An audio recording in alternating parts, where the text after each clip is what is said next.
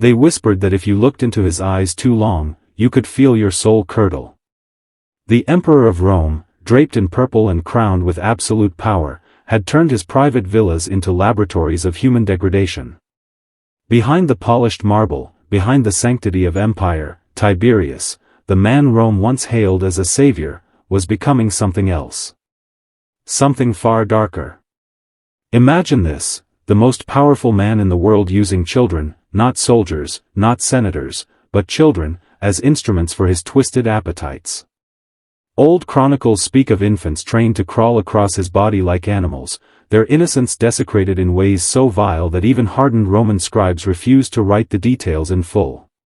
Yet fragments survive, scattered like broken glass, sharp enough to cut us even now. And here lies the horror: Rome allowed it. Senators knew. Generals knew. Servants whispered, but still they obeyed. Because when the emperor sins, his sins become law. His lust became ritual, his cruelty became entertainment, and the greatest empire on earth became a stage for one man's sickness. Tiberius's island villa on Capri was no retreat, it was a fortress of secrecy.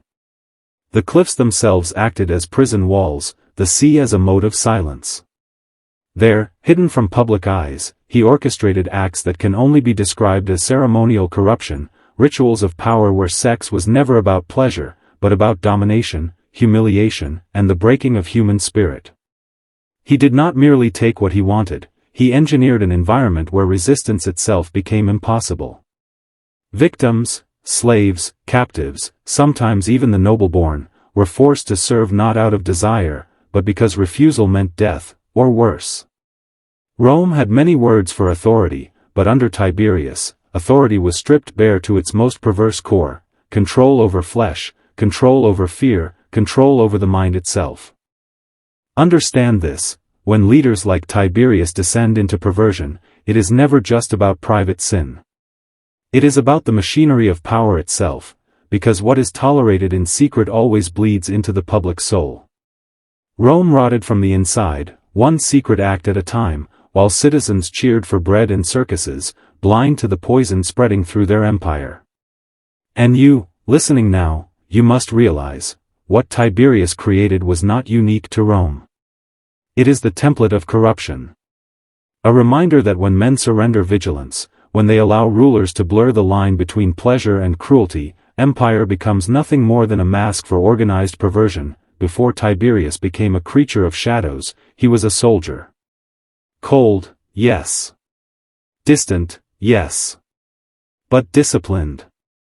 He had once been the man who held the Rhine, who outmaneuvered barbarian tribes, who won the grudging respect of his legions by sharing their hunger and their frostbitten marches.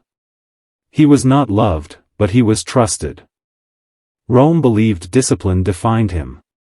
But discipline dies quickly when the heart is torn open. The wound was not military, it was intimate. They called it a political arrangement, but for Tiberius, it was the beginning of the end. Augustus, the first emperor, forced him to divorce the one woman he loved, Vipsania. She was gentle where he was harsh, a calm harbor to his storm. Witnesses saw him follow her through the forum even after the divorce, his eyes hollow, his lips trembling. He had begged to keep her. Augustus said no.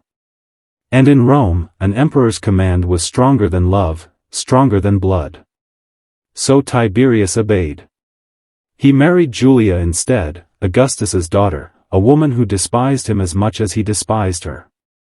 On their wedding night, humiliation began its work. She mocked his awkwardness, flaunted her affairs, and paraded her lovers like trophies in his face. Imagine the most powerful general of Rome standing helpless before a wife who turned their marriage bed into a theater of mockery. It broke something inside him. Men often think monsters are born. The truth is darker, they are made. And Tiberius was made by Rome itself. Stripped of love, shackled by duty, and publicly shamed by a woman who relished his pain, he turned inward. He drank heavily. He grew suspicious. He began keeping lists, names of men and women who had wronged him, real or imagined. He obsessed over control, because in his private life he had none. This is where the transformation began, when humiliation metastasized into cruelty. Soldiers who once admired his discipline now whispered about his rage. Prisoners who once expected honorable execution instead faced grotesque punishments, orchestrated with precision, not fury. Tiberius was learning to convert grief into control, pain into power. Understand this: when a man of power loses everything human in him, the void does not stay empty. It fills with shadows, with appetites, with the hunger to make others feel the same degradation he endured. Tiberius's descent was not just personal, it was systematic. The empire itself created the monster, and the empire itself would kneel before his perversions. The death came like a blade through the chest. His son, Drusus, young, charismatic, everything Tiberius himself had never been. At only 23, Drusus commanded legions with a natural ease that his father's icy discipline could never inspire. He was Rome's future, a bridge between stern tradition and rising glory. And then, suddenly, he was gone. The report said poison.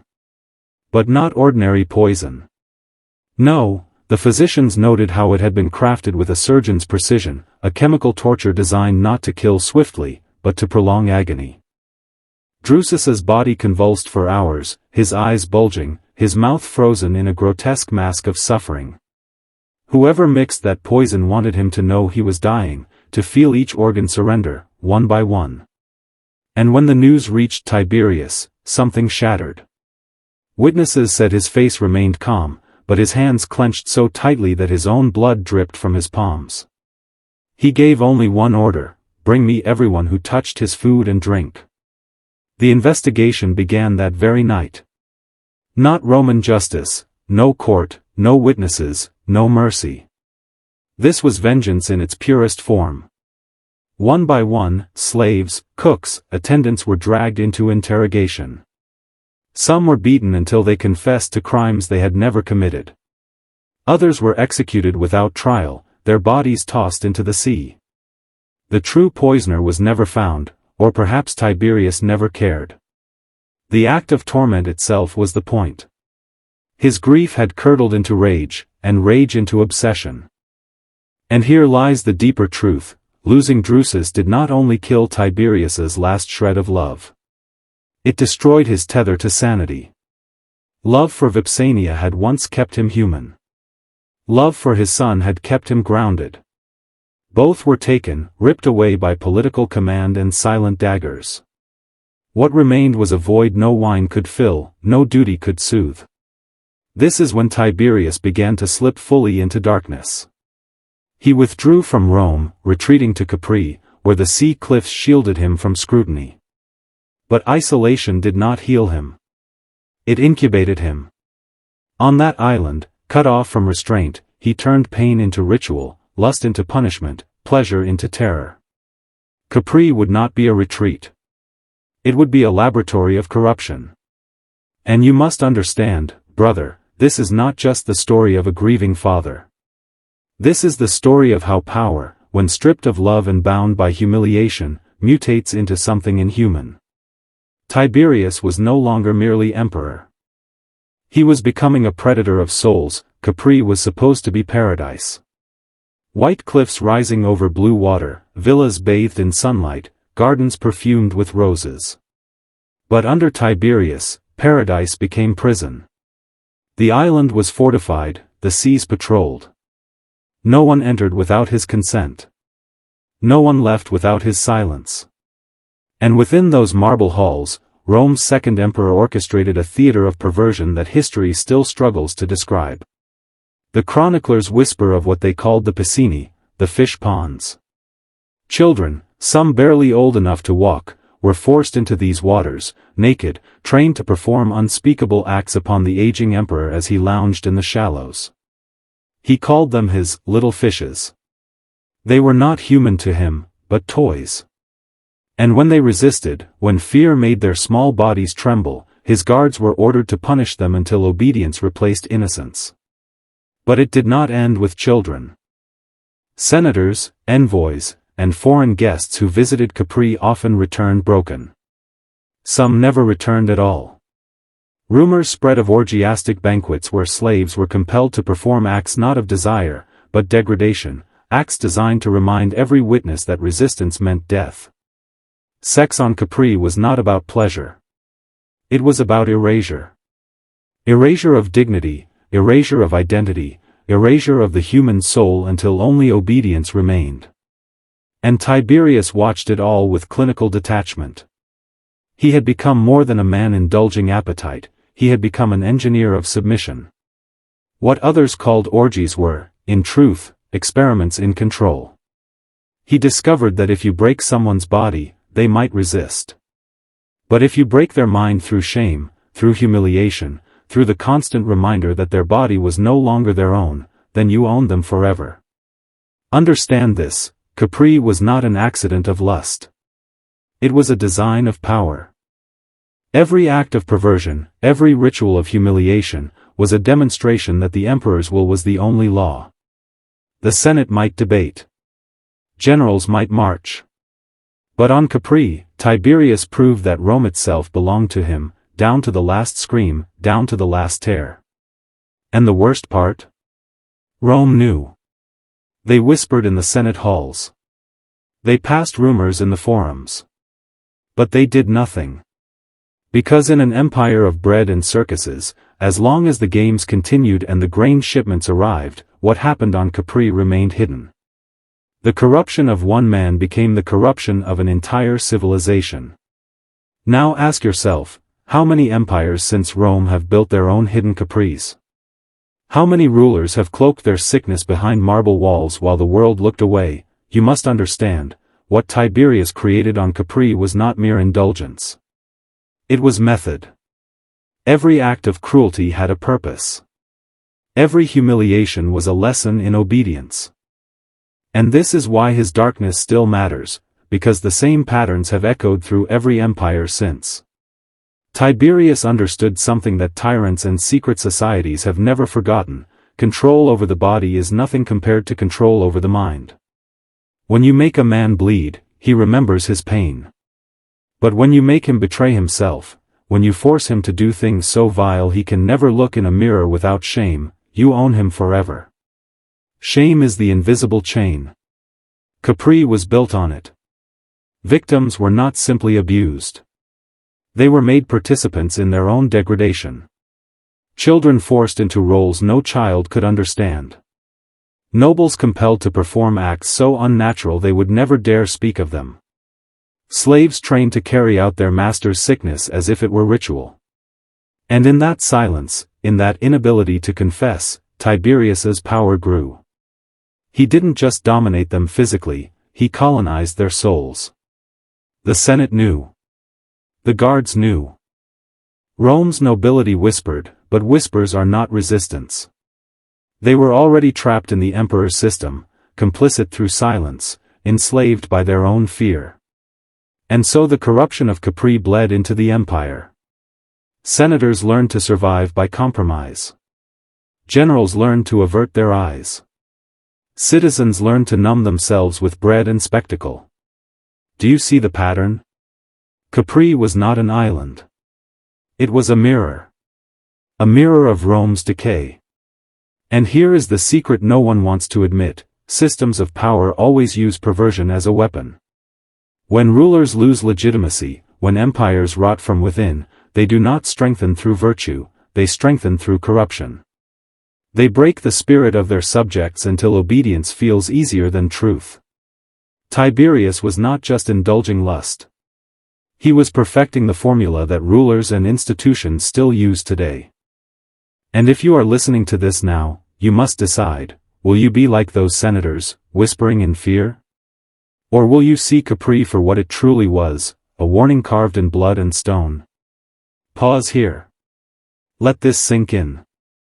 And if you are ready to mark the moment where you stop being a spectator and start being awake, type this in the comments right now: not once, but twice, no empire owns my soul.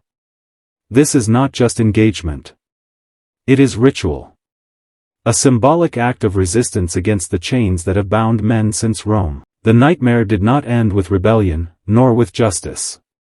It ended the way corruption always ends, slowly, silently, with the smell of decay. Tiberius grew old on Capri, surrounded not by loyal friends but by terrified shadows. He had traded love for power, power for fear, and fear for isolation. His body rotted while he still breathed, pustules weeping, skin sagging, eyes sunken into a skull that looked half dead long before the end. Servants tiptoed through the marble halls, carrying trays of food no one dared taste, because to be caught with a trembling hand in the presence of the emperor could mean execution. And yet, for all his sickness, the empire endured him. Rome's senators waited. Generals schemed. Citizens gossiped. But none dared strike until nature did the work. When he finally collapsed in his sheets, some said he lingered for days, eyes open, staring into nothing. Flies gathered around his mouth before anyone dared check his pulse. Imagine that, the most powerful man in the world, left to rot because his servants were too afraid to touch him. When at last it was confirmed, there were no tears. No hymns. No solemn mourning. Only celebration. The streets of Rome erupted as if a plague had been lifted. His body, once cloaked in purple and worshipped as near divine, was reduced to what it always was, flesh, festering, worthless without the fear that once gave it power. But here is the deeper horror: Tiberius's death did not cleanse Rome. The senators who enabled him remained. The generals who looked away remained. The silence, the complicity, the rot, it remained. Capri was abandoned, but the lesson lingered in every marble column, every whispered deal, every law signed in the shadows. The empire had survived the man, but it had not survived the corruption he had revealed. And this is why you must understand, evil never ends with the death of a tyrant. Institutions outlive individuals. Systems of silence outlive screams. And if you think Tiberius's practices were buried with him, you are wrong. Every age has its Capri. Every empire has its hidden villa. And every ruler who discovers the formula of shame, silence, and fear becomes the heir of Tiberius, whether they wear purple, a crown, or a suit and tie. Do not look away. Do not comfort yourself with the lie that this was just Rome's darkness. Look around you. Ask yourself, whose sins are being hidden behind marble walls today? Listen closely. If you've made it this far, you already feel it, the weight of knowledge pressing against your chest, the realization that this story was never just about Tiberius. His sins were monstrous, yes, but the true horror is what they reveal, that power corrupts not by accident, but by design. What happened on Capri was not simply an emperor's perversion, it was the naked truth of empire itself. Tiberius stripped away the mask of Rome. He showed that beneath the marble arches and noble speeches, beneath the statues of gods and heroes, there was only appetite and control. He turned sex into a weapon, shame into a chain, obedience into religion. And Rome accepted it. Senators bowed. Citizens distracted themselves. Parents sold their children into slavery, knowing what fate awaited them, as long as the grain still arrived and the game still filled the arenas. That is the real darkness, not the tyrant alone, but the millions who chose silence. Ask yourself, now, how different is your world? Do you think corruption ended with emperors? Do you believe institutions today are free of their caprice? Or do you sense it, that same stench, hidden behind locked doors and smiling faces? Leaders who smile for the cameras while indulging in rituals you were never meant to see. Corporations and governments that trade not in love or honor, but in obedience and humiliation. The villa of Capri never died. It only changed its shape. And you, brother, stand at the crossroads. You have seen what most men will never see. You know that empires are not destroyed from without, but rot from within. You know that shame is the weapon of control, and silence its greatest ally. The question is, what will you do with that knowledge? Will you whisper like Rome's senators, waiting for the tyrant to die while the system endures? Or will you carve a different path, one where no ruler, no institution, no empire owns your soul. Remember what you typed earlier.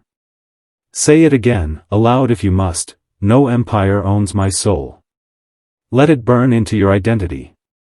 Because once you know this truth, you can never go back. You have stepped behind the curtain, into the shadows where power truly lives. Tiberius the Perverse is dead. But his lesson is alive. It whispers through time, daring men to either awaken, or remain slaves. The choice is yours.